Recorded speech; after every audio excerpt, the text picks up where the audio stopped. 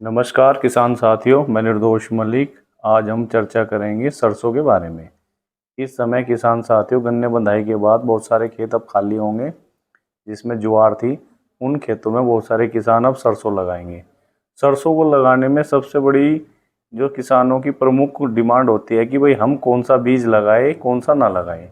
तो हमारे यहाँ जो पश्चिम उत्तर प्रदेश की हम बात करें, यहाँ ज़्यादा बड़े किसान तो यहाँ है नहीं, ज़्यादा बुआरा नहीं है। छोटे छोटे किसान हैं, कोई 2 बीघे, कोई 5 बीघे, कोई 3 बीघे। हमारे यहाँ सरसों की बुआई इसी तरह से होती है। तो मुख्य विषय जो है, पहला विषय ये है कि आप किस वैरायटी का चयन करें। तो किसान साथियों, हमारे यहाँ ज़्यादातर जो भी प्रगतिशील किसान हैं, जो भी जागरूक किसान हैं, सभी आजकल हाइब्रिड सरसों का बीज लगाते हैं।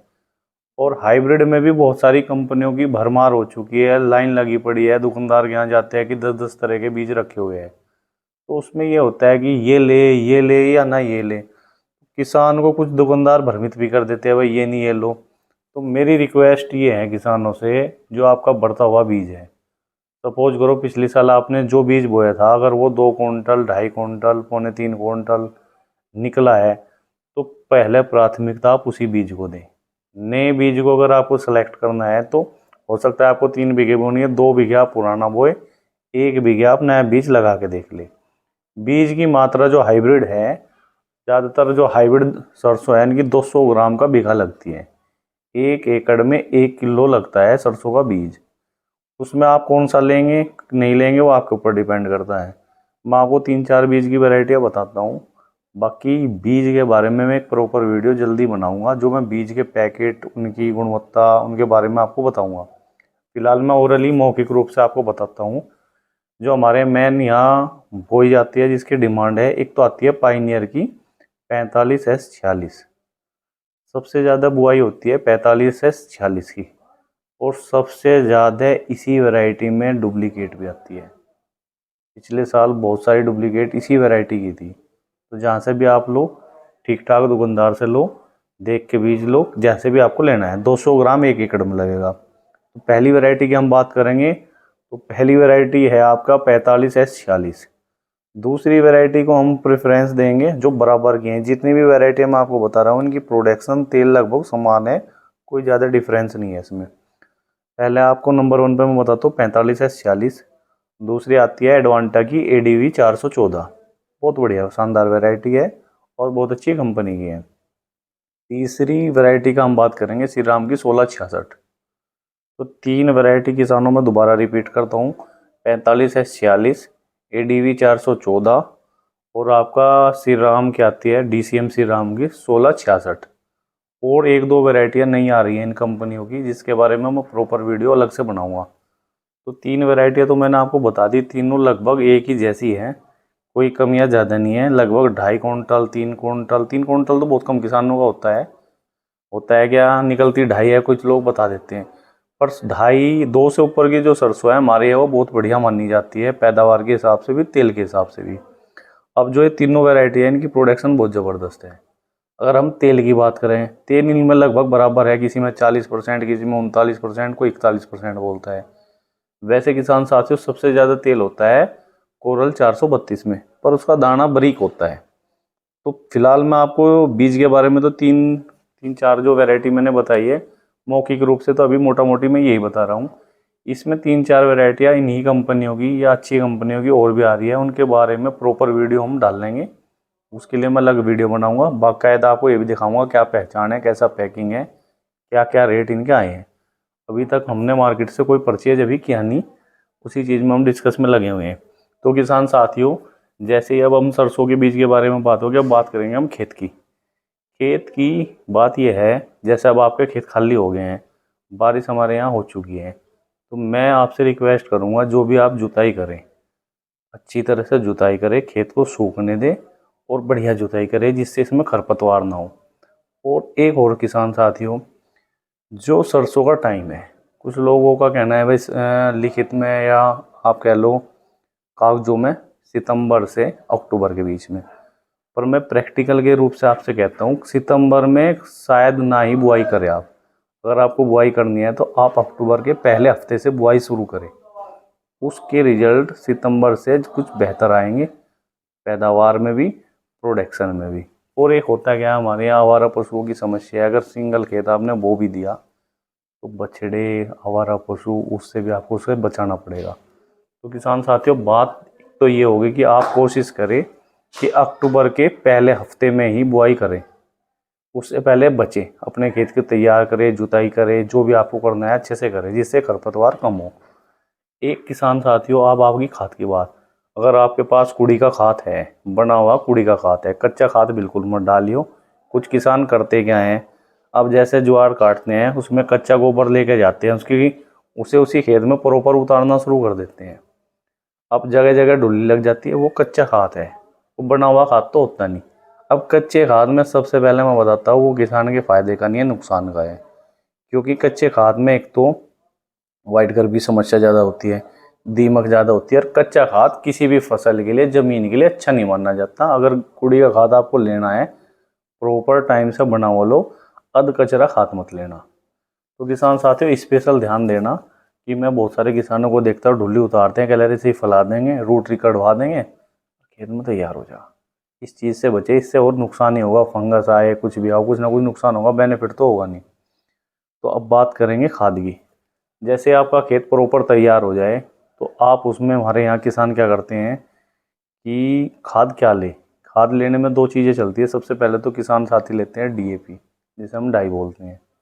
हमारे यहाँ प्राथमिकता होती है डाई की। डाई डलती है हमारे यहाँ 1 कट्टा 1 एकड़ में 5 बीघे में। तो किसान साथियों, अगर आप डाई ले रहे हैं तो मैं आपको एक कॉम्बिनेशन बताता हूँ। अगर आप डाई ले रहे हैं तो आप क्या क्या ले, देखो, अगर आपको स्पेशल डाई लेना है तो आप डाई के साथ यूज करें माइक्रोराइजा। अगर आप डाई नहीं ले रहे, सपोज करो आपने लिया एसएसपी, सिंगल सुपर फास्फेट लिया, 1 एकड़ में 2 से 3 कट्टे की डोज होती है। उसमें सल्फर भी होता है, फास्फोरस भी होता है।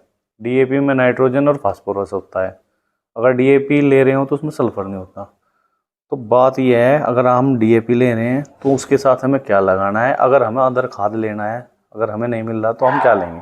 देखो, एसएसपी सरसों के लिए बेहतर होता है, कोई दिक्कत नहीं है, ज़्यादा महंगा भी नहीं होता। 2 कट्टे मिनिमम डालना, कुछ किसान 3 भी डाल सकते हैं। अगर 2 डाल लोगे तो भी काम चल जाता है, क्योंकि हम उसमें सल्फर अलग से भी डालते हैं।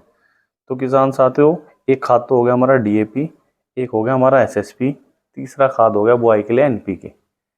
डीएपी, एसएसपी और एनपीके, तीनों में से जो आपके यहाँ मिले उसकी कॉम्बिनेशन आप उस हिसाब से बनाएं। अब बात करो एनपीके। एनपीके में तो तीनों प्राथमिक जो तत्व होते हैं, नाइट्रोजन, फास्फोरस और पोटास, मुख्य पोषक तत्व यही होते हैं। ये तीनों बराबर मात्रा में होते हैं। किसी भी अच्छी कंपनी का लो, जहाँ से भी आपका दुकानदार जो ठीक हो। इसके साथ आप सल्फ़र ले सकते हैं किलो का बीघा। सल्फ़र के बारे में मैं वीडियो दिखाऊंगा, किस तरह का सल्फ़र होना चाहिए, क्या उसकी क्वालिटी होनी चाहिए, वो मैं वीडियो के लास्ट में बताता हूँ आपको। और रही एसएसपी के बाद, अगर एसएसपी लोगे 2 से 3 बैग लेने हैं आपको। और अगर डीएपी लेनी है, डीएपी की गैल मैं क्यों बार बार ये बता रहा हूँ, डीएपी की गैल हम बहुत सारे किसान बताते हैं भाई ये ले लो ये ले लो। मैं आपको यूज कराऊंगा माइक्रोराइजा। मैं आपको सजेस्ट करता हूँ, सुझाव देता हूँ, अगर आप डाई डाल ले तो माइक्रोराइजा यूज करें। देखो मैं आपको दिखाता हूँ, ये माइक्रोराइजा है जी, माइक्रोराइजल फंगल है ये। अगर बात करें बायो फर्टिलाइजर में आता है, धानुका कंपनी का है, फेमस कंपनी है, कहीं भी आपको मिल जाएगा। ये आप 1 एकड़ में 1 बैग ले सकते हैं। कुछ कंपनी का 4 किलो का आता है, कुछ कंपनी का 5 किलो का आता है। अब माइक्रोराइजा का काम क्या होता है किसान साथियों, डीएपी अगर आप डाल रहे हैं तो किसी भी फसल में आप माइक्रोराइजा जरूर लगाएं। माइक्रोराइजा क्या होता है कि जो पौधे की जड़ें होती हैं, उन जड़ों को विकसित करता है, डेवलप करता है। अब मान के चलो सिंपल सी जड़ों का साइज इतना है, अगर माइक्रोराइजा डालोगे तो इतनी, उससे जस्ट डबल या जो भी उसके अनुपात में है फैल जाएंगी। अगर जड़ें ज़्यादा एरिया में ज़मीन के अंदर होगी तो ज़्यादा पोषक तत्व ज़मीन से कलेक्ट करेगी, इकट्ठा करेगी और पौधे को देंगी। तो माइक्रोराइजा का काम भी ये होता है कि ये पौधे के जड़ों में सेट हो जाता है, पौधों के जड़ों में रहता है और ज़मीन से पोषक तत्व उठाकर पौधों को देता है। और यही इसका बेनिफिट है। गवर्नमेंट का जोर भी इसी पे है कि अगर हमें अपनी ज़मीन बचाने हैं तो आप बायो फर्टिलाइज़र को यूज करें, केमिकल फर्टिलाइज़रों का कम प्रयोग करें। तो डीएपी अगर आपको लेनी है तो आप उसमें माइक्रोराइजा यूज करेंगे बुआई में। तो बुआई में आपका डीएपी हो गया, माइक्रोराइजा होगा। किलो का बीघे से आप या 1.25 किलो का बीघा आप इसे लगा सकते हैं। कॉस्ट इसकी ज़्यादा महंगी नहीं होती, आप कहीं भी अपने डीलर से जाके पता कर सकते हैं। कॉस्ट तो मैं नहीं बताऊंगा, कुछ लोग मेरे बात का बुरा मान जाते हैं। तो किसान साथियों, ये तो हो गया आपका माइक्रोराजा और डीएपी, ये आप डाल सकते हो। 200 ग्राम का आपको सरसों का बीज लेना है, जो भी आपको अच्छा लगे। अब बात करेंगे हम सल्फ़र की। सल्फ़र में 1 किलो का बीघा बुआई पे भी ले सकते हो, और 1 डोज देंगे हम इसकी जब हम दूसरे पानी पे खाद लगाएंगे। तो किसान साथियों, मैं सल्फ़र की क्वालिटी के बारे में आपको बता रहा हूँ। हो सकता है वीडियो आपको थोड़ी बड़ी लगे, पर आपके उपयोगी है, आपके काम की है।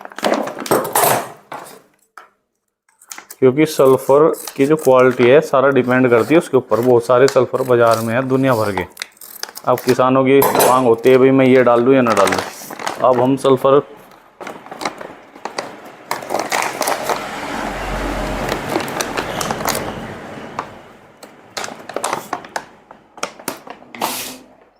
अब किसान साथियों, ये जो सल्फ़र लिया है मैंने, ये लिया है हमने WDG सल्फ़र 80% WDG। ये 1 किलो का बीघा डलता है। अब ये देखो, आपको इसमें इसकी घुलनशीलता देखिए आप, नैनो सेकंड में घुलता है जी ये। अगर अच्छी कंपनी का सल्फ़र है ना जी, तो ये देखो इसकी स्पीड देखो आप। अगर क्वालिटी सल्फ़र की अच्छी नहीं है तो वो इतनी अच्छी तेज़ी से नहीं घुलेगा। जो भी माइक्रोन्यूट्रिएंट या जो भी पोषक तत्व वाटर सोलुबल होगा और उसकी एफिशिएंसी अच्छी होगी, पानी में घुलनशीलता अच्छी होगी, तो वो जब हम खेत में पानी देते हैं घुल के पौधों की जड़ों तक तेज़ी से फैलेगा। जितनी तेज़ी से फैलेगा उतनी जल्दी जड़ों को मिलेगा और पौधा उतनी जल्दी उसे अवशोषित करेगा, और ऐसे उसी अनुपात में हमारी फसल भी ग्रोथ करेगी। तो मैंने सल्फ़र दिखाया आपको 80% WDG सबसे बेस्ट माना जाता है यही। 1 किलो का बीघा डलता है। अगर आप भुजिया वाला सल्फ़र डाल लेंगे, जो उड़द की दाल जैसा आता है, आपने देखा हो चने की दाल जैसा छिलका आता है, अगर आप वो सल्फ़र डाल रहे हैं तो डलेगा जी 2 किलो का बीघा। अगर आप पाउडर फॉर्म में डाल रहे हैं तो डलेगा आपका 1 किलो का बीघा। 80% WDG, कुछ 80% आता है, कुछ 90। कई बार कन्फ्यूजन ये भी होता है किसान को, यार मैं 90 डाल लूँ या 80 डाल लूँ। आप कोई सा भी डाल लियो, ज़्यादा कोई फ़र्क नहीं है इसमें। टेक्निकल बात जो है वो किसी दिन फिर बताएंगे, वीडियो बड़ी हो जाएगी। बाकी सल्फ़र लेना है आपको 80% WDG, ये मैंने आपको दिखा दिया। ये नीचे बैठेगा भी नहीं और बहुत अच्छा रिजल्ट है इसका। और किसान साथियों, ये तो हमारी डोज होगी। ये जब आप दूसरे खाद पे सल्फ़र डाल लोगे तो सरसों में होता क्या है, सरसों में माइक्रो न्यूट्रिएंट बहुत ज़बरदस्त काम करते हैं। माइक्रो न्यूट्रिएंट में आप माइक्रो न्यूट्रिएंट सिंगल जिंक मत लेना, आप लेना कॉम्बिनेशन वाला जो 10% में आता है। 10% वाला जिंक आता है, इसमें और भी एलिमेंट होते हैं जो पोषक तत्व है। 2 किलो का बीघा आप वो लगाइए, अगर आप वो लगाएंगे उसके रिजल्ट और भी शानदार आएंगे। एक प्रोडक्ट और है जिसके बारे में आपको मैं बताता हूँ। अगर आपको है कि जल्दी आपकी फसल ग्रोथ करे वो करे, तो आप उसमें स्पीड लगा सकते हैं। उसमें भी बहुत सारे माइक्रोन्यूट्रिएंट है और ग्रोथ प्रमोटर है, मतलब हार्मोन्स बेस्ड प्रोडक्ट है, अच्छा काम करता है। तो ये 3 चीज़ें मैंने बताई जो बेसिक सी सरसों में यूज होगी। आपका बुआई पे क्या डलेगा, बीज आपके कौन से होंगे, और बाकी आपका नीचे की जो खुराक है। रही स्प्रे की बात, किसान साथियों, स्प्रे जो है मौसम के हिसाब से और उसी अनुपात में हो गया। अगर आपके यहाँ उसमें आपका अल मच्छर आता है, जैसे इमीडिया का यूज हो सकता है। फंगस आपकी कोई फंजीसाइड होगा, वो डिपेंड करेगा मौसम का, उसका आज वीडियो हम आज नहीं बता सकते। एक थोड़ी सी बेसिक सी जानकारी में वीडियो में हमने दी है, और इस सरसों के बारे में बीज के और इनके अलग से हम बाकायदा दूसरी वीडियो डालेंगे जिसमें आपको और डिटेल से समझ में आएगा। तो फिलहाल मेरा अनुरोध है कि अक्टूबर से पहले वीक से पहले आप सरसों ना लगाए, अगर लगाए तो ये सावधानियां बरतें। और ऐसी जानकारी के लिए आप हमें फॉलो कर सकते हैं। निर्दोष मलिक के नाम से मेरा फेसबुक अकाउंट है, और यूट्यूब पे हमारा गन्ना चौधरी 007 के नाम से है। धन्यवाद।